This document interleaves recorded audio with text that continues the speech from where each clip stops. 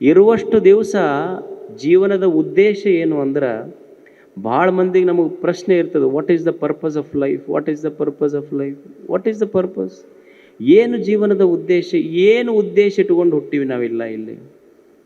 ಏನು ಆತಪ್ಪ, ನೀವೇನು ಉದ್ದೇಶ ಐತಿ? ಏನು ಹಿಮಾಲಯ ನಿರ್ಮಾಣ ಮಾಡೋಕ್ಕಾಗತ್ತಾ ನಮ್ಮ ಕಡೆಯಿಂದ?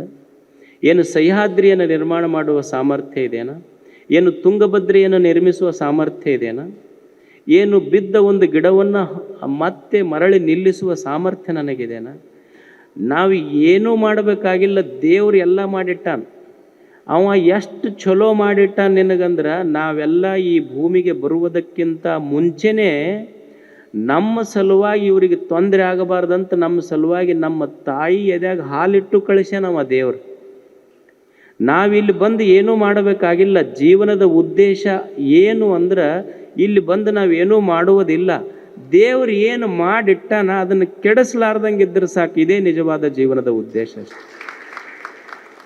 ದೇವ್ರು ಏನು ಮಾಡಿಟ್ಟಾನ ಕೆಡಿಸ್ಬೇಡ, ಈ ಜಗತ್ತನ್ನು ಕೆಡಿಸ್ಬೇಡ. ದೇವರು ದೇಹವನ್ನು ಕೊಟ್ಟಾನ, ದೇಹವನ್ನು ಕೆಡಿಸ್ಕೋಬೇಡ. ಮನಸ್ಸು ಕೊಟ್ಟಾನ, ಮನಸ್ಸು ಕೆಡಿಸ್ಬೇಡ. ಮನಸ್ಸು ಕೆಡಿಸ್ಬೇಡ, ದೇಹ ಕೆಡಿಸ್ಬೇಡ, ಈ ಜಗತ್ತನ್ನೂ ಕೆಡಿಸ್ಬೇಡ. ಸಾಧ್ಯ ಆತು ನಾವು ಒಳ್ಳೇದು ಮಾಡೋದು, ಸಾಧ್ಯ ಆತು ಒಳ್ಳೇದು ಮಾಡೋದು. ನನಗಾಗದೇ ಇದ್ರೆ ಯಾರು ಒಳ್ಳೇದು ಮಾಡ್ತಾರೆ ಅವ್ರಿಗೊಂದು ಸ್ವಲ್ಪ ಚಲೋ ಮಾಡಾಕತ್ತೀರಪ್ಪ ಅಂತ ಒಂದೆರಡು ಮಾತು ಹೇಳೋದು. ಮತ್ತು ಒಳ್ಳೇದು ಮಾಡ್ತೀನಿ ಅಂತ ಹೇಳೋರಿಗೂ ನನ್ನ ನಾಲಿಗೆ ಹೇಳೋದೇ ಇಲ್ಲರಿ ಅಂತಂದ್ರೆ, ಕೊನೆಯ ಪಕ್ಷ ಅವ್ರಿಗೆ ಬೈಯೋದು ಮಾತ್ರ ಮಾಡಬೇಡ್ರಿ ಅಷ್ಟ. ಯಾರು ಚಲೋದು ಮಾಡ್ತಾರೆ ಚಲೋದು ಮಾಡಿನಂತ ಎರಡು ಮಾತು ಹೇಳೋದು.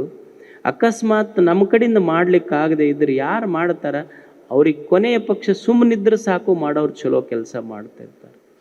ಅದಕ್ಕೆ ದೇವ್ರೇನೊಂದು ಅವಕಾಶ ಕೊಟ್ಟಾನ. Life is an opportunity. ಇದೊಂದು ಅವಕಾಶ. ಇದು ಬಹುಜನ್ಮಗಳ ಪುಣ್ಯದ ಫಲದಿಂದ ನಾವೆಲ್ಲ ಮನುಷ್ಯರಾಗಿ ಹುಟ್ಟೀವಿ. ದೇವರು ಅಷ್ಟು ಅದ್ಭುತವಾದ ಶಕ್ತಿ ಕೊಟ್ಟಾನ. ಮನುಷ್ಯ ನೋಡ್ರಿ, ಆನೆಯಷ್ಟು ಬಲಶಾಲಿ ಇಲ್ಲ, ಚಿಗುರೆಯಷ್ಟು ಓಡ್ಲಿಕ್ಕಾಗೋದಿಲ್ಲ, ನರಿಯಷ್ಟು ಬುದ್ಧಿ ಇರಲಿಕ್ಕಿಲ್ಲ. ಆದ್ರೆ ಹುಲಿ, ಸಿಂಹ, ಆನೆ, ಚಿಗುರೆ, ನರಿ ಇವೆಲ್ಲವುಗಳನ್ನು ಪಳಗಿಸಿ ಅವುಗಳನ್ನು ತನ್ನ ಸೇವಕ ಮಾಡಿಟ್ಟುಕೊಳ್ಳುವ ಸಾಮರ್ಥ್ಯ ಅವನೊಳಗೈತಿ. ಇವೆಲ್ಲವನ್ನು ಪಳಗಿಸಿ ಆತ ಇರಬಲ್ಲ. ಅವನೊಳಗೆ man is an impossible possibility. ಮನುಷ್ಯ ಅಂದರೆ ಅಸಾಧ್ಯತೆಗಳನ್ನು ಸಾಧ್ಯ ಮಾಡುವ ಒಬ್ಬ ಜನಕ. ಅದಕ್ಕೆ ದೇವರು ಏನೊಂದು ಅವಕಾಶ ಕೊಟ್ಟಾನ, ಅದನ್ನು ನಾವು ಸರಿಯಾಗಿ ಬಳಸ್ಕೋಬೇಕು. ಇವತ್ತು ರೆಡ್ ಕ್ರಾಸ್ ಸಂಸ್ಥೆ ಕೊಪ್ಪಳದಲ್ಲಿಯೂ ಸಹಿತ ಭಾಳ ಚಲೋ ಕೆಲಸ ಮಾಡ್ತಾಯಿತ್ತು.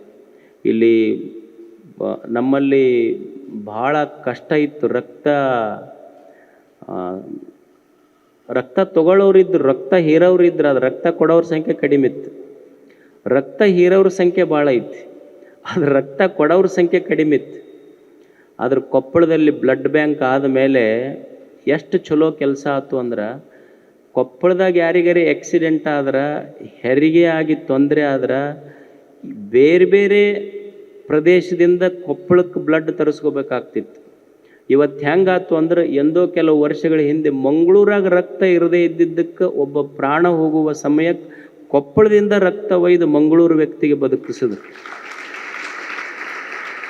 ಅಂದ್ರೆ ಇಲ್ಲಿ ರೆಡ್ ಕ್ರಾಸ್ ಮತ್ತು ಅಲ್ಲಿ ಯುವಕರು ಪ್ರಾಮಾಣಿಕವಾಗಿ ಕೆಲಸ ಮಾಡಕತ್ತಾರ. ಈಗೊಂದು ಸ್ವಂತ ಬಿಲ್ಡಿಂಗ್ ಕಟ್ಟಕತ್ತಾರ ಮತ್ತು ಚಲೋ ಚಲೋ ಕಾರ್ಯಾಗಾರಗಳನ್ನು ಮಾಡ್ತಾರೆ. ಯಾರ್ಯಾರು ಒಲ್ಲೆ ಅಂತಾರೆ ಅವ್ರನ್ನ ಎಳ್ಕೊಂಡು ಬಂದು ನಿಂದಿರಿಸ್ತಾರೆ. ಇಲ್ಲಿ ಬಿಡೋದಿಲ್ಲ ಯಾರಿಗೆ, ಅವರೆಲ್ಲ ಕರ್ಕೊಂಬಂದು ಕಾರ್ಯಕ್ರಮಕ್ಕೆ ನಿಂದಿರಿಸಿ ಕರ್ಕೊಂಡು ಬಂದು ಇಷ್ಟೆಲ್ಲ ಆರ್ಗನೈಸ್ ಮಾಡಿದ್ದಾರೆ ಅವ್ರು.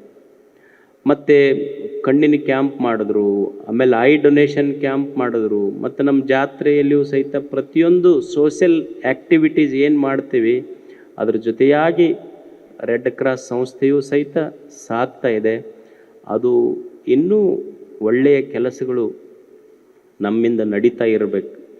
ಎಲ್ಲಿವರೆಗೆ ಮಾಡ್ಬೇಕ್ರಿ ಅಜ್ಜಾರು? ಒಂದು ಲೈನರ ಹೇಳಿಬಿಡ್ರಿ. ಏನು ಒಳ್ಳೇದು ಮಾಡು, ಒಳ್ಳೇದು ಮಾಡು, ಒಳ್ಳೇದು ಮಾಡು. ಎಲ್ಲಿವರೆಗೆ? ಒಂದು ಡೇಟ್ ಏನು ಶ್ರಾವಣಕ್ಕೆ ಮುಕ್ತಾಯ ಮಾಡ್ಬೇಕಾ, ಏನು ಗಣಪತಿ ಚೌತಿಗೆ ಮುಕ್ತಾಯ ಮಾಡ್ಬೇಕು?